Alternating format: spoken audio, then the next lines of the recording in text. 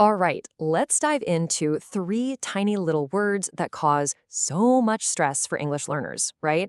I'm talking about do, does, and did. But today we are going to completely flip that. We're going to take all that fear and turn it into flow. So these words actually become your best friends for sounding natural and confident.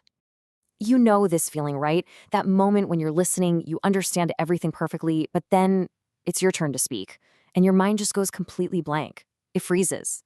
Look, this isn't about not knowing the grammar. It's a confidence thing. It's just fear getting in the way. So let's change that right here, right now. The goal today isn't to cram a bunch of boring textbook rules into your head. No way. It's about building a feeling for the language. You know, that instinct where the right words just pop into your head naturally, without you having to stop and think about it. Okay, so let's start with the here and now. We'll kick things off by talking about the present. And for that, I want you to think of do and does as your friendly little tools. Perfect for chatting about your life right now, your daily habits, all that stuff that's generally true for you. So, do. This is the one we use for asking about daily life when we're talking about I, you, we, or they. It's all about those simple questions about our routines and what's true in general. You know, things like do you work or study? Or do they like music? Simple stuff. And listen, this is where a tiny word makes a huge difference. When someone asks you a do question, just responding with yes, I do or no, I don't sounds so incredibly natural. It's such a small, easy change, but trust me, it instantly makes your English sound smoother and more confident. Okay, here's a really cool trick. You can also use do to add some punch, some real emphasis and emotion to what you're saying. For example, I want to improve is just a statement. But if you say, I do want to improve my English, wow, suddenly it's full of passion and belief. It's so much more powerful. All right, now what about does? Well, the great news here is that it's the exact same idea as do. The only difference is we use it when we're talking about just one other person or thing. So he, she, or it. The feeling is identical, the word just changes a little bit. It's just a simple pattern, not some big scary new rule. Now, let's talk about a super common mistake I hear all the time. People will say, does he likes? But think about it. Does already has that S sound on the end. It's already done the hard work for you. So the main verb can just relax and stay simple. It's does he like his job? Okay, you're doing great. So we've covered the now. Let's shift gears and look back to the past. And our go-to tool for this is did. And I promise you, this one is even simpler. The reason did is so awesome is because it's lazy. It works for everyone. I, you, he, she, we, they. It doesn't matter. You just use did. It's like a big sign that says, hey, what I'm talking about already happened. It's finished. Like if you ask a friend, did you sleep well last night? But this brings up another one of those classic mistakes, right? You hear people say things like, did you went? And it makes sense, but it's not quite right. So why do we say, did you go instead of did you went? And here's the aha moment. It's the same reason as before. Just think of did as a time machine.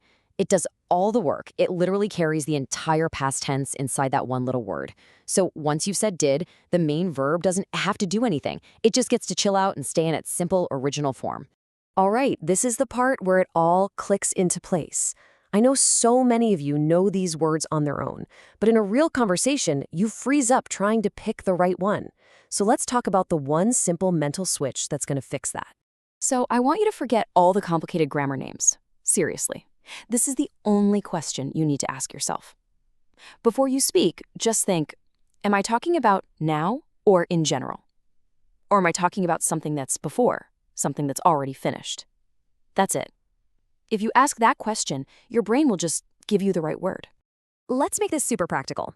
Okay, topic breakfast. If I ask, do you eat breakfast every day? That's about your general habit, right? That's a now question, so we use do. But if I ask, did you eat breakfast today? Well, today's breakfast is finished. It's in the past. It's a before question, so we use did. See? Same topic, just a different point in time. It really is that simple. Okay, and for this last part, let's zoom out a little. Because understanding this isn't just about grammar. It's about something much bigger. It's about how you see yourself and how you tell the story of your own progress in English. I want you to really feel the difference between these two sentences. If you say, I don't speak English well, it feels kind of permanent, doesn't it? Like you're stuck. But what if you say, I didn't speak English well before? Whoa, that's a story of progress. It says, yeah, I used to struggle, but I'm better now. That one tiny word changes your entire story, from one of being stuck to one of hope and growth. And this is something you have to remember, please. Nobody ever achieves perfect English. It doesn't exist. Fluency comes from speaking imperfectly over and over again. Your real enemy isn't making a mistake. The real enemy is the silence that fear creates. So let's try a little personal check-in right now. Using these words, ask yourself, do I feel nervous about speaking English now? Yeah, maybe you do. That's okay.